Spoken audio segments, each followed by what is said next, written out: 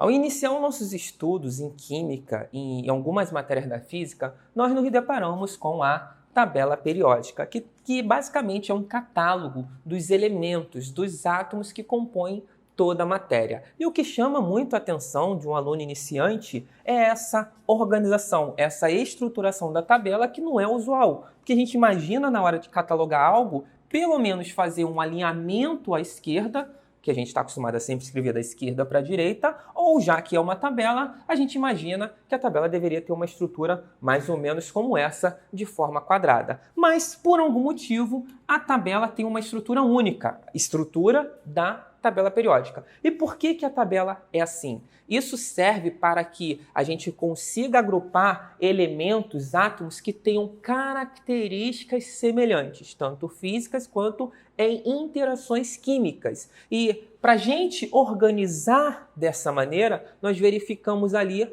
qual é a relação de um átomo com outro, se eles têm algo em comum, e aí a gente começa a agrupar em períodos, que seriam as linhas, e grupos, que seriam as colunas. Os grupos também são chamados de família, tá? Então eu posso aqui, ó, tem a coluna 1 ou a família 1, coluna 2 ou a família 2, tá? Agora, sobre os períodos eles vão dar informações com relação à quantidade de camadas de elétrons que aquele átomo tem. Então vamos começar aqui primeiro com os períodos, certo?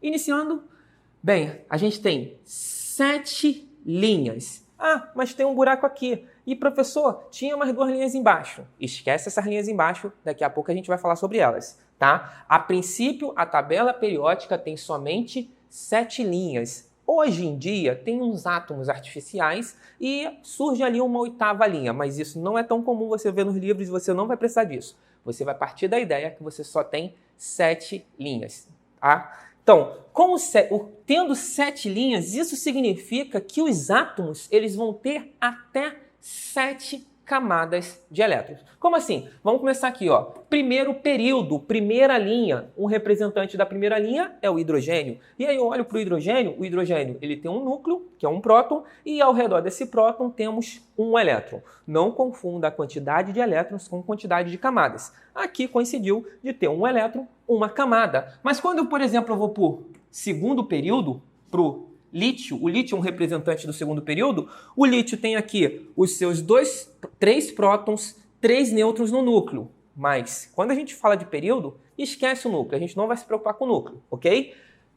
Período 2 significa que ele tem 2 camadas, está aqui, ó. Primeira camada, segunda camada. A primeira camada tem 2 elétrons, a segunda camada tem mais um elétron. O lítio tem 3 elétrons no final, mas ele só tem 2 camadas, porque ele faz parte do período 2. Se eu for para o período 3, eu vou encontrar 3 camadas. E eu acho que vocês já entenderam. Vamos aqui para o período 7. No caso do período 7, vamos aqui. No caso do período 7, perceba, vamos lá. Temos a camada dos elétrons em vermelho, a camada dos elétrons em laranja, a camada dos elétrons em amarelo, a camada dos elétrons em verde, a camada dos elétrons em azul claro, a camada dos elétrons em azul escuro e a última camada aqui, ó, dos elétrons em roxo. 7 camadas. No caso, o frâncio, que é um representante do período 7, tem 7 camadas. E isso deixa claro para a gente que encontrei um átomo. Quantas camadas de elétrons ele possui? Possui 5, então ele vai estar na 5ª linha. Ah, se esse átomo tem 4 camadas, então ele vai estar na 4ª linha, ele faz parte dos átomos do 4º período. A partir do momento que a gente entende que, na verdade, a tabela periódica tem apenas 7 linhas, é razoável nós termos esse tipo de estruturação para a tabela. Temos uma tabela com 1, 2, 3, 4, 5, 6, 7 linhas. E aí a gente observa que nessas 7 linhas aqui, nós temos esses carinhas. Esses aqui, ó, os actinídeos e os latanídeos, eles estão inclusos aqui na 6ª linha e na 7ª linha. Eles fazem parte da 6ª e da 7ª linha. Isso significa que os átomos que ficam destacados aqui embaixo, eles têm 6 camadas ou 7 camadas. Tendo 7 linhas, essa estrutura para a tabela já seria uma estrutura bastante útil, já que só de olhar para ela eu consigo dizer quantas camadas cada átomo possui. Porém, eu posso ainda melhorar essa organização, já que eu tenho átomos que estão em cima que têm características muito semelhantes com átomos que estão em outras camadas. Então, por exemplo, o hélio ele tem uma característica muito interessante que o neônio e o argônio também possuem. E aí eu vou começar a reorganizar, mantendo nas suas respectivas linhas, eu vou começar a reorganizar colocando eles numa organização vertical em colunas. E daí vai surgir o que nós chamamos de grupos ou famílias. Então vamos entender melhor como que funciona essa questão de grupos e famílias. A ideia é a seguinte: enquanto que os períodos são na horizontal, os grupos são na vertical. E para a gente começar a entender como que a gente distribui esses átomos assim em colunas, a gente vai cortar esse pedaço aqui do meio. A gente vai ignorar ele para entender uma regra fundamental da química chamada de regra do octeto. E a regra do octeto é muito simples.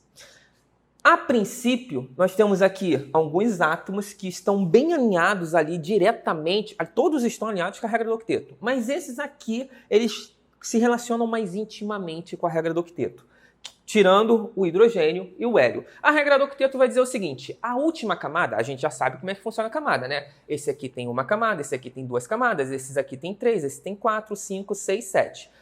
A regra do octeto vai dizer que a última camada do átomo, ela pode ter no máximo 8 elétrons. A última camada. Eu não estou falando da camada do meio. Então, por exemplo, se eu tenho um elétron com 5 camadas, a quinta camada só pode ter 8. E a quarta só pode ter 8? Não disse isso. Eu estou dizendo que a última pode ter 8. A quarta pode ter 12, pode ter 15, pode ter 16. Aí já é outra história. Mas a última camada só pode ter 8. E aí a gente tem uma exceção que é a primeira camada, porque a primeira camada só tem o hidrogênio e o hélio. A primeira camada só pode ter 2. Vamos ver isso de forma bem ilustrativa, tá? Então, seguindo aqui, começando pelo hidrogênio. Tá aqui o nosso hidrogênio. Ele tem um próton no núcleo e tem um elétron aqui, uma camada. Quando eu vou para o átomo seguinte, ele tem 2 elétrons. E aí, o próximo átomo, que vai ser o lítio, ele vai ter 3 elétrons, mas ele está já na segunda camada. Perceba que eu não consigo colocar um terceiro elétron na primeira camada. Por isso que a primeira camada é uma exceção. Ela não vai seguir a regra do octeto. Na primeira camada eu consigo ter no máximo 2 elétrons. A minha primeira camada completou? Beleza. Agora a gente vai começar a encher a segunda camada, que aí vai mudando o átomo. A gente está no lítio, vamos para o berílio. No caso do berílio, ele vai ter 2 elétrons na segunda camada. Vamos para o próximo. O boro vai ter 1, 2, 3 elétrons na segunda camada. Vamos para o próximo. Carbono vai ter 1, 2, 3, 4 elétrons na segunda camada. Perceba que a primeira não muda. E aí eu vou passando para o nitrogênio, para o oxigênio, para o flúor. E aí eu chego, estou no flúor. 1, 2, 3, 4, 5, 6, 7 elétrons. Lembra da regra do octeto? Cheguei no neônio. Agora a coisa vai dar uma diferença. Por quê? Estou com 8 elétrons aqui em volta. Quando eu vou colocar mais um elétron, né? Opa, aí as coisas mudam. Não tem como eu colocar mais um elétron na segunda camada, porque ela era a última camada, e a última camada só cabe 8. Abri uma nova camada. Estou na linha de baixo, agora falando do sódio. O sódio tem 1 elétron na terceira camada. E aí eu vou passando. Sódio, vem aqui magnésio, vem aqui o alumínio, vem aqui silício, o fósforo. Vamos avançando. Até chegar cloro, esse aqui é o átomo de cloro, com a terceira camada, 1, 2, 3, 4, 5, 6, 7 elétrons. Vou para o argônio. Cheguei no argônio. O argônio tem 8 elétrons na última camada. Cabe mais um? Não cabe mais um. Então, se eu quiser colocar mais um elétron, o que eu vou ter que fazer? Ir para a camada de baixo. Ir para a linha de baixo, para o período de baixo. Abrir uma nova camada, certo? E é aqui, calma, que é aqui que vai começar a aparecer uma coisa estranha, que é o seguinte. Perceba que a partir do quarto período, da quarta linha, eu já começo a ter bastante camada para dentro, né? E aí surge a possibilidade de eu tentar colocar um elétron e ao invés desse elétron ficar na última camada, ele consegue ficar na camada interna. E aí eu começo a ter camadas com mais de 8 elétrons. Então aqui, ó, eu estou com potássio, o K aqui. Eu passo aqui para o cálcio. Agora, quando eu vou colocar, ó, o cálcio tem 2 elétrons na última camada. Quando eu vou colocar mais um elétron, eu deveria vir aqui para o gadolínio. O gadolínio teria 3 elétrons na última camada. Só que ao tentar colocar mais um, olha o que acontece. Eu tenho o escândio. O escândio, ele tem 2 elétrons na última camada. Ué, professor, mas não mudou nada? Não sei se você prestou atenção. Vamos contar aqui, ó. 1, 2, 3, 4, 5, 6, 7, 8, 9 elétrons.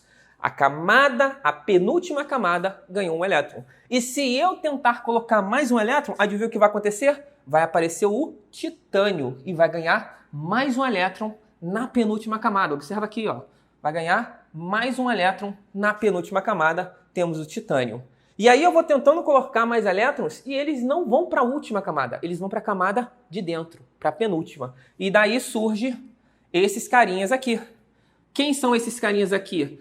É quando eu tento colocar um elétron e eles não vão para a última camada. Eles vão para a camada de dentro, para a penúltima camada. Esses em verde, verde mais claro, eles vão para a penúltima camada. Esses aqui, coloco elétrons na última camada, por isso que eles são o grupo A. E aqui no meio eu tenho os metais do grupo B. Só que quando eu chego no sexto período, as coisas ficam um pouco mais interessantes. Por quê? A partir do sexto período, eu tenho tanta camada interna que ao invés de eu conseguir colocar elétron na penúltima camada, que seriam esses carinhas aqui, ó, eu consigo colocar elétron na antepenúltima camada. E aí começo a colocar elétron na antepenúltima camada, depois eu coloco elétron na penúltima camada e finalmente eu volto a colocar elétron na última camada para completar ela e passar para a linha de baixo. É assim que fica estruturada a nossa tabela periódica. Então, na prática, a nossa tabela periódica teria mais ou menos essa cara aqui, onde eu vou colocando elétron na última camada, elétron na última camada. Aí eu venho, elétron na última camada, última camada, última camada, última camada, última camada. Coloquei 8 elétrons na última camada. Aí eu venho para a linha de baixo. Aí eu vou de novo, ó. Elétron na última camada, elétron na última camada. Aí eu venho, última camada, última camada, última camada, última camada, última camada, 8 elétrons na última camada. Vou para a linha de baixo. Aí aqui começa. 1 elétron na última camada, 1 elétron na última camada. Aqui é penúltima, penúltima, penúltima, penúltima, penúltima, penúltima, penúltima, penúltima, penúltima, penúltima. Aí sim eu volto a colocar. Só tenho 2 na última camada. Aí eu venho 3, 4, 5, 6, 7, 8. Completei a última camada, vou para a linha de baixo. Aí vem, ó, 1 elétron na última camada, 1 elétron na última camada. Aí vem penúltima, penúltima, penúltima, penúltima, penúltima, por aí vai, até vir para cá e completar as 8.